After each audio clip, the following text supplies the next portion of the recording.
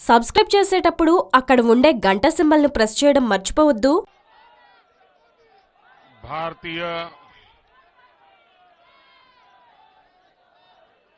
Bharatiya Janata party की विजय यात्रा के शिल्पी हमारी पार्टी के राष्ट्रीय अध्यक्ष श्रीमान अमित भाई शाह, पार्टी के सभी वरिष्ठ नेतागण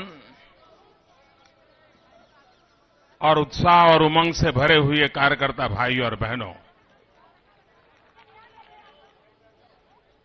मैं सबसे पहले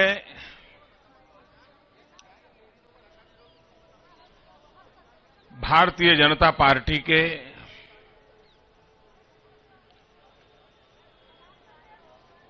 उन कार्यकर्ताओं को हम 2 मिनट रुकेंगे, एक अजान पूरी हो जाए उसके बाद बात करेंगे।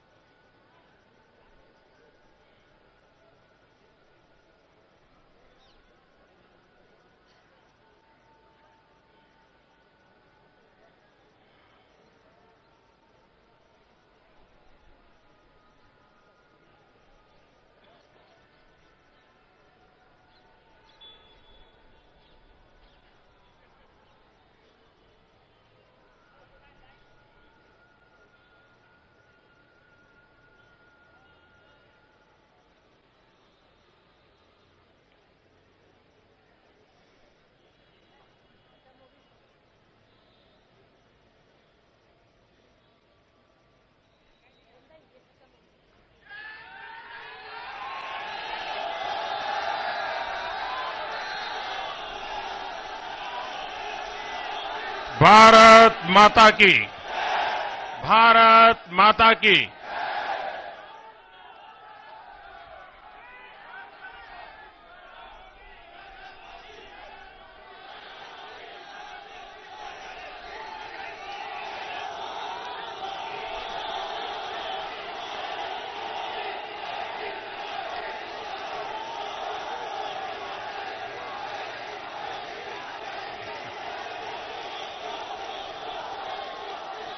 साथियों,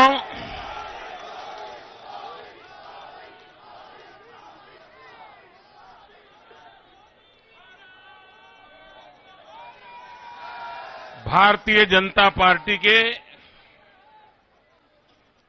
अनेक कार्यकर्ताओं ने शहादत दी है। राजनीतिक विचारधारा के कारण हमारे निर्दोष कार्यकर्ताओं को मौत के घाट उतार दिया गया है।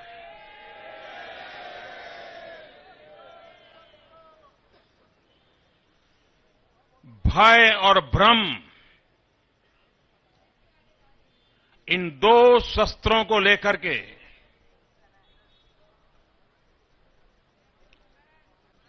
विशेष करके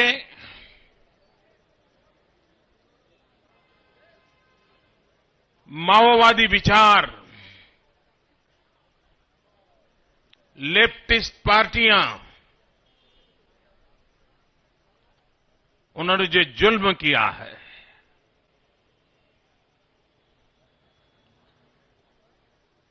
ये लोकतंत्र की ताकत है।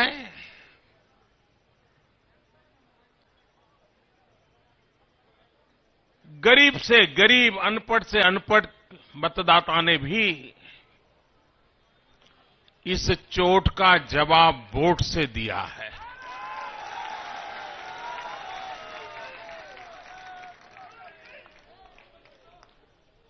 हमारे कार्यकर्ताओं को खोने की पीड़ा जितनी हम लोगों को थी, उतनी ही पीड़ा त्रिपुरा के हर नागरिक को थी।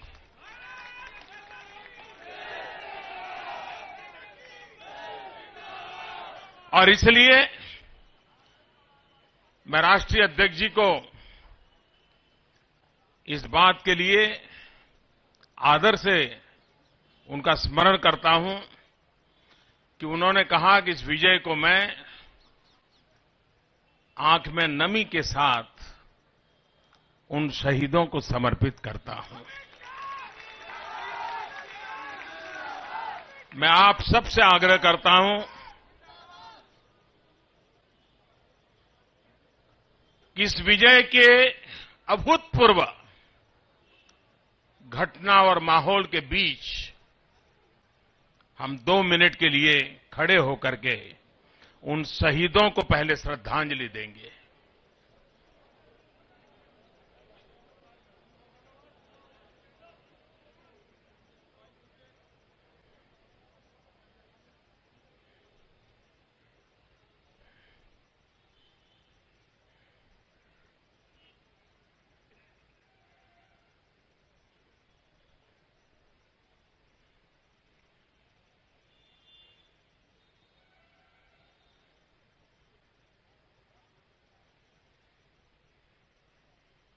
ओम शांति शांति शांति। साथियों,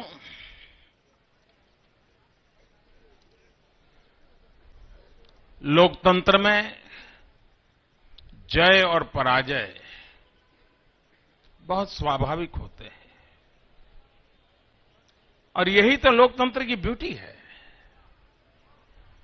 लेकिन राजनीतिक दलों को विजय को पचाना जितना जरूरी होता है, उतना ही पराजय के प्रति स्पोर्ट्समैन स्पिरिट होना भी बहुत आवश्यक होता है। अगर रगों में लोकतंत्र है तो पराजय को भी खेल दिली के साथ स्वीकार किया जा सकता है। 2014 से मैं लगातार देख रहा हूं, जो लोग लोकतंत्र की बार बार दुहाई देते रहे हैं, वे पराजय को खेल दिली के साथ स्वीकार करने का संस्कार खो चुके हैं। मैं आज भी जो लेफ्टिस्ट का बयान देखा, चौंकाने वाला है।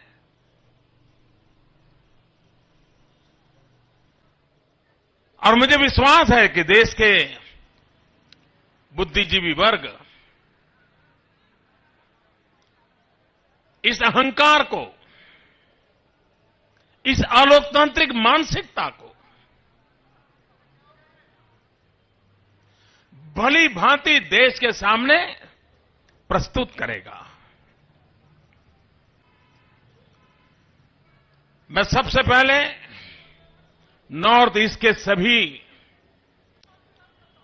नागरिकों को, जो इस चुनाव में मतदाता थे, भारतीय जनता पार्टी की तरफ से हृदयपूर्वक बहुत बहुत आभार व्यक्त करना चाहता हूं, क्योंकि अपप्रचार के बीच दूर सुदूर नॉर्थ ईस्ट में भारत सरकार की और भारतीय जनता पार्टी की सच्चाई सामान्य मानवी के दिलों तक पहुंच चुकी है।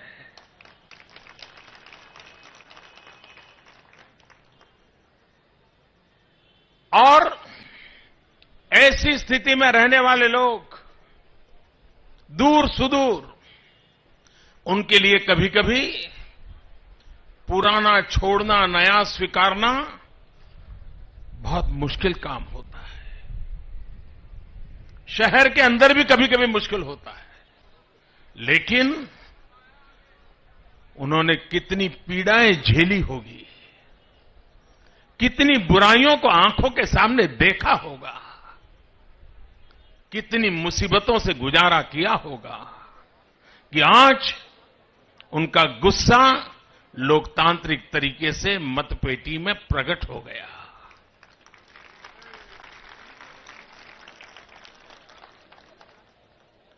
हिंदुस्तान के राजनीतिक विश्लेषकों को एक बात को समझना होगा कि नो वन से वन की यात्रा,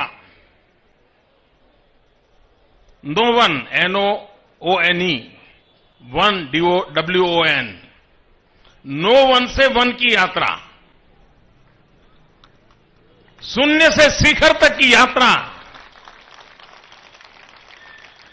और आप जानते हैं, सूरज जब ढलता है तो लाल रंग का होता है।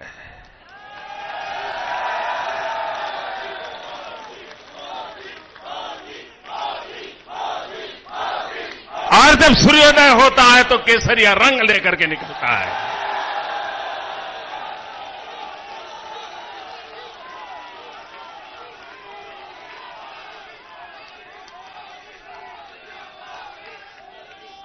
कल देश अनेक रंगों से रंगा हुआ था होली में, लेकिन आज सारे रंग केसरिया रंग में रंग गए।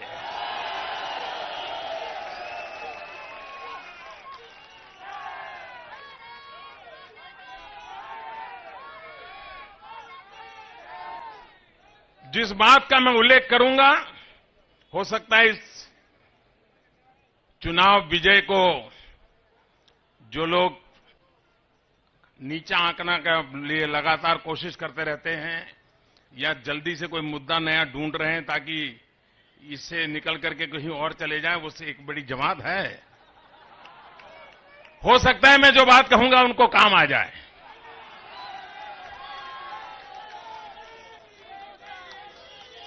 जो बात मैं कह रहा हूं वो मैंने सुनी है, मेरा न उसमें ज्ञान है न मेरी उसमें कोई आस्था है, लेकिन मैंने सुना है, कहते हैं कि जो वास्तुशास्त्र वाले लोग होते हैं, जो इमारत बनाते हैं,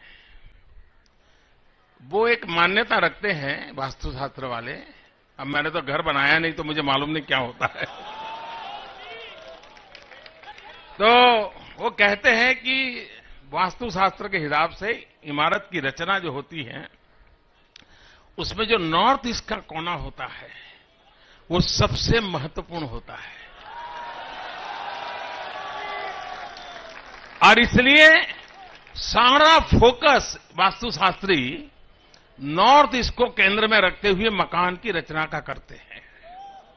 मतलब कि एक बार नॉर्थ ईस्ट ठीक हो गया तो पूरी इमारत ठीक हो जाती है। भाइयों बहनों, आज मुझे खुशी इस बात की है कि मेरे देश का नॉर्थ ईस्ट आज विकास की इस यात्रा का शायद देश में नेतृत्व करने के लिए आगे आया है।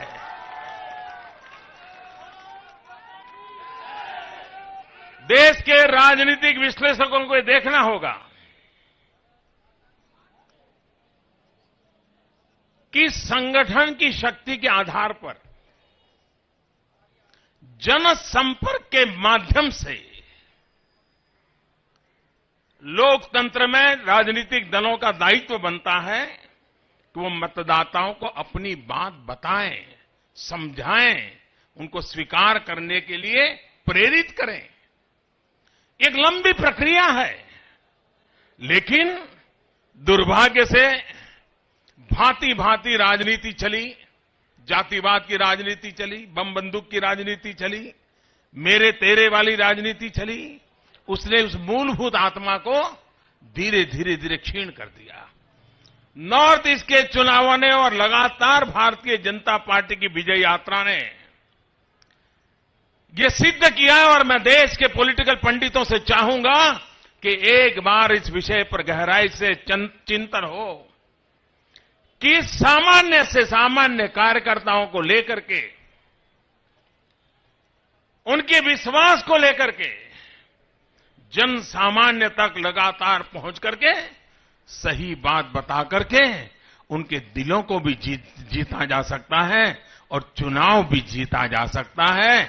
ये भारतीय जनता पार्टी ने संगठन की शक्ति के द्वारा राजनीतिक परिवर्तन कैसे लाया जा सकता है, ये अमित भाई के नेतृत्व में उनकी पूरी टीम ने, त्रिपुरा, मेघालय, नागालैंड की टीम ने सीमित संसाधनों के बीच भी ये करके दिखाया है। एक भ्रम फैला है कि बहुत बड़ा नाम हो, टीवी पे चमकता हो, चेहरा शानदार हो, भाषण बड़े बढ़िया हो, तभी राजनीतिक नेतृत्व होता है। इन तीनों राज्यों के किसी नेता को अभी भी मीडिया को पता नहीं है सच्चा नेता कौन है।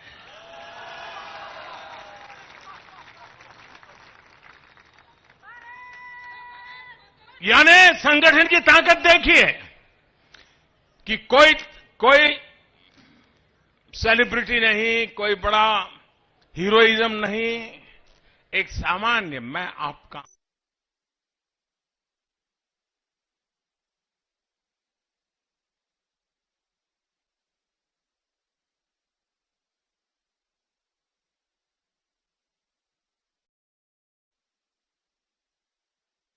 टीवी वाले और अखबार वाले और पॉलिटिकल पंडित ढूंढे निकलेंगे यार आखिर था कौन, इसके पीछे था कौन।